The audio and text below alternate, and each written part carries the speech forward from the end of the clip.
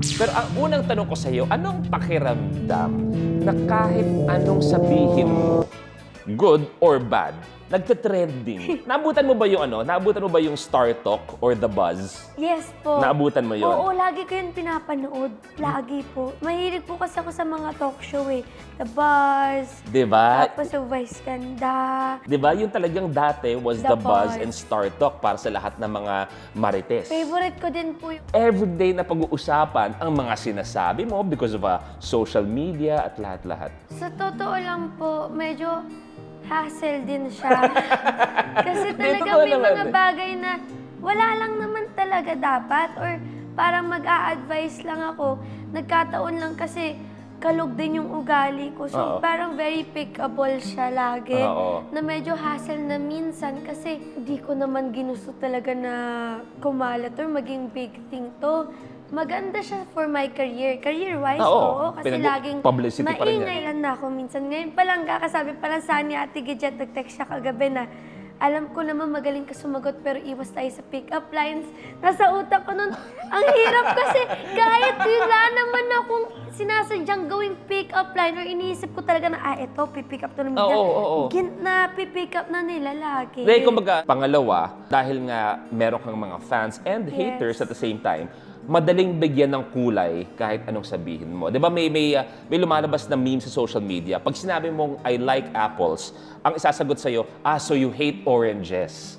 'Di ba? Yung parang gano'n, yung madaling bigyan ng kulay. Ang akin lang sana lang kung merong pick-up line na laging parang napipick up, nagiging relevant, sana din yung mga ibang inspirational na mga sinasabi ko.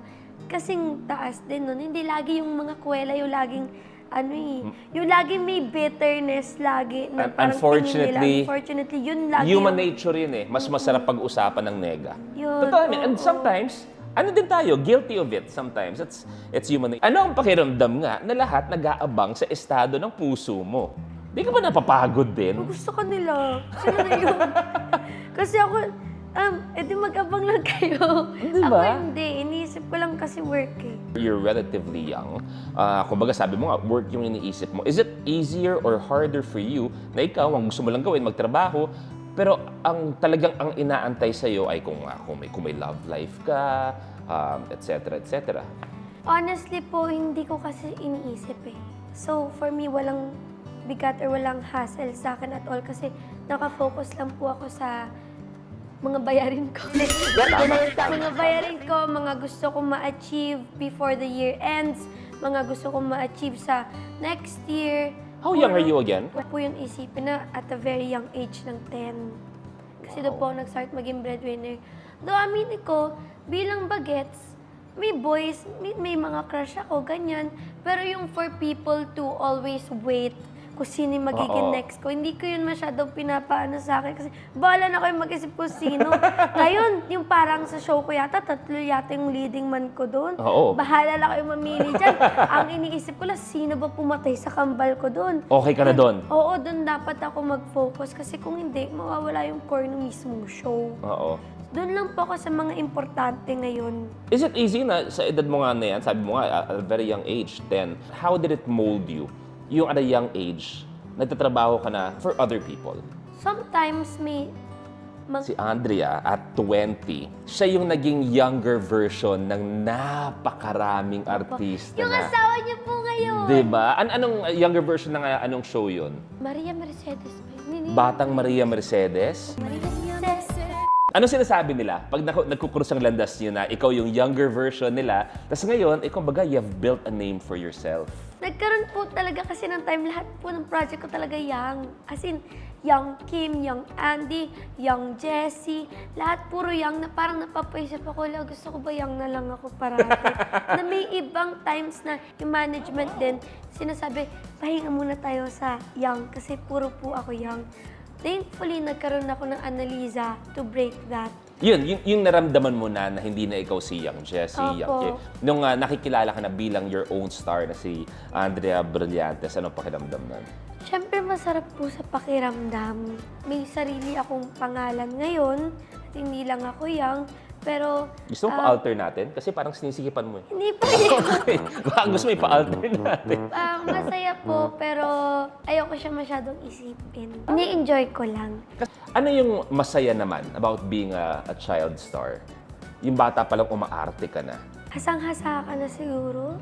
Sanay ka na po. Yun po talaga yung nakikita kong benefits of being a child star kasi ang hirap po talaga niya. Ang hirap, ang dami mo kailangan i-sacrifice. Childhood, teenage years, and it's really difficult to grow up na nasa public ka. Kasi parang lahat ng mistakes mo in public, lahat ng lessons mo in public, Magnifying glass ka. lahat na dapat natututunan ko pa lang na dapat ako lang mag-isa for me to make mistakes and learn from it, nagiging public siya. So, sobra akong napag-iisahan lagi na dapat napagdadaanan lang naman ng normal na bata. Iba siya kasi ang daming nanonood. Na dapat perfect ka lang nga lagi dahil artista ka. Mahirap po talaga. Ang nakikita ko na lang na blessing for it is madami ako ipon. Oo. Thank you sa mama ko. Of course. At naging magaling siya sa pag-handle ng money ko. Madami akong kilala. Madami akong friends. Hindi lahat friends ko, pero madami akong friends. Madami akong close. Home ko ang EBS, ang Star Magic. At yung skill ko, nahasa na siya ng todo. Tapos kapag may mambabash na ngayon, mas kaya ko na dahil kinasanayan ko na Yun siya. yun. For someone like you, na sabi ko nga, nag-It's Your Lucky Day tayo, bago ka pa sumalang, grabe ka na hinahanap sa akin on social media. Kailan si Andrea, ganyan-ganyan, because we know na you were busy din naman, di ba? Marami kang ginajuggle. Hindi rin naman biro yung magagaling ka sa puyatan, tas diretso kang live hosting. Ang hirap nun. So, if ganun katindi ang following mo, it's unfortunate sa industriya natin, pwede mong sabihin na to some degree, ganun din karami ang bashers mo. 'Di ba? Ano ang pakiramdam naman na kumbaga may constant, kasama talaga na may mga taong namumuna sa ginagawa mo. Kinailangan ko na lang pong tanggapin. Lalo na ngayon, parang very cliche na quote na madaming bashers pero mas madami nagmamahal sa'yo.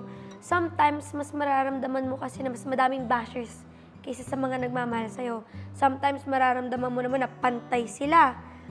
50% mahal ka, 50% nang babash sa'yo. Kailangan lang talagang tanggapin na hindi mo talaga mapiplease lahat. And tinatak ko lang talaga sa utak ko na isang beses lang ang mabubuhay. Very cliche yung YOLO, pero isang beses ka lang talaga mabubuhay. Kailangan mo mag-focus sa mga importanteng bagay. Sa totoo lang, yung mga bashers na yan, for me, it's very weird and hindi ko magets kung paano magagawa ng isang tao yung nasa sofa lang siya, tapos pangit-pangit, wala akong kwentang tao. Gusto ko yung si Andrea pang sinasabihan na napakapangit-pangit mo, Andrea. Parang Oo. bakit, paano mo kinakaya gawin yun? Na parang what the hell? So, for me, hindi sila importante. Ba't ko kailangang isipin at bigyan ng oras? Wala na nga ako oras eh. Tapos sila. Bibigyan ko silang oras, Oo. tapos swerte Gusto ko yun, nila. gusto ko yun. Wala na. Oh, tingin-tingin mo dyan. Gusto mo? Lo, asa ka. Umalis ka nga. Kill this track. Kairita. Papasok ba siya? May tingin ba yun? Kairita. Sino may pulbo dyan? Wala.